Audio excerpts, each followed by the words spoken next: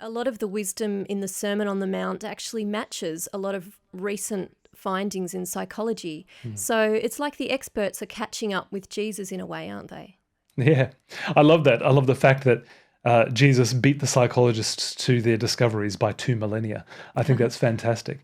Yeah, when you talk to psychologists like Martin Seligman, who is a positive psychology guy, who's written a book called Flourish, who's looked at the whole area of resilience, he will say that resilience really comes down to 4 or 5 main factors. The first one is positive emotions, being able to amplify and emphasize things like love and peace and contentment and those kinds of things in our lives, and being able to minimize or at least manage things like anger and bitterness and sadness.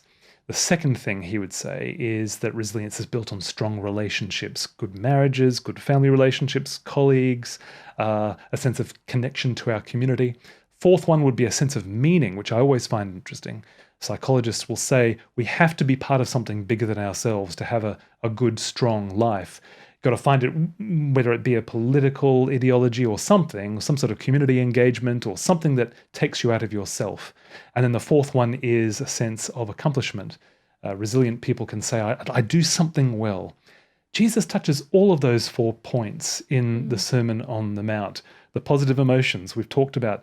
The fact is, he says, blessed are those who mourn. We've got somebody who's going to come and comfort us in our mourning.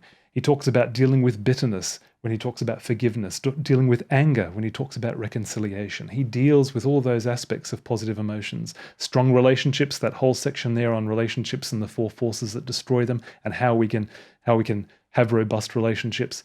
A sense of meaning. Whenever we pray in the Lord's Prayer, your kingdom come, your will be done on earth as it is in heaven, we are connecting ourselves to a big story that's much bigger than us, the story of God, God's kingdom, and what he's doing to bring his dream about on earth. And then the sense of accomplishment. You are the salt of the earth.